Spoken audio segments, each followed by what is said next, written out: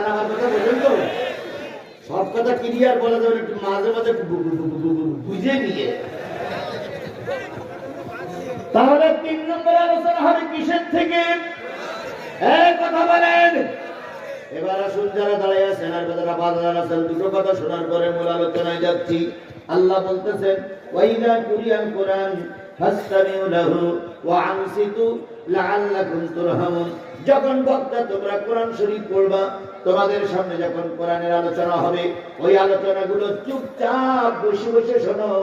লাআল্লাকুম তুরহামুন, চুপচাপ বসে বসে যদি শোনো, আল্লাহ তোমাদের রহমত দিয়ে ভরে দেবে। তাহলে কোরআন শরীফ শুনতে হবে বসে বসে চুপচাপ। কার কথা? আল্লাহর কথা মেনে চলা সুন্নত, ওয়াজিব, মুস্তাহাব না নফল? এই কথা বলেন, সুন্নত, ওয়াজিব, মুস্তাহাব না নফল? আল্লাহ বললেন কোরআনের আলোচনা চুপচাপ বসে বসে শোনো। যারা দাঁড়াই শুনতেছেন, ফরজ তরফ করতেছেন, আইসেন সব নীতি গুনাহ লেখা হচ্ছে, তাই দয়া করে গুনাহ আমলনামায় না নিয়ে নেকির আশায় বসে বলুন।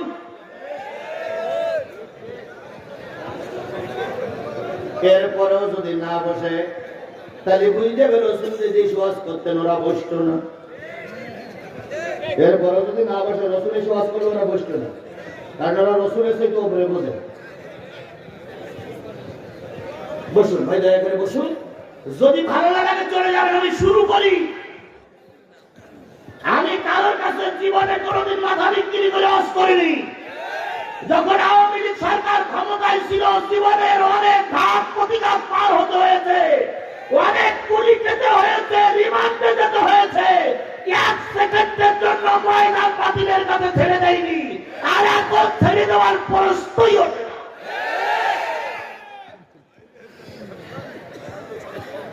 ঘুমতি একজনের দেবো না, চিন্তার কোনো কারণ নেই। আমি ওয়াজ করবো আর আপনি পোল্ট্রি মুরগির মতন, তা হবে না। বক্তারা যদি গা ঘামে, আপনারও গা ঘামানে লাগবে। একটু যেতে দেন আমার, তারপরে দেখেন খেলাটা কোন। আপনিও থাকলেও ভালো, না থাকলেও ভালো। মাইকালে একলা থাকলে আমার জন্য যত করে সে মাইকালে কোন।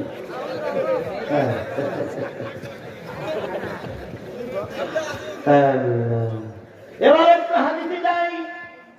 নবী বলেন আল কোরআন শাফিআন ওয়া শাফা আমা হিল্লু মুসাদ্দিকান মান জালাহু আমামাহু কাদ্দাহু ইলাল জান্নাহ ওয়া মান জালাহু খালফাহু সাকাতাহু ইলান নার। আল্লাহ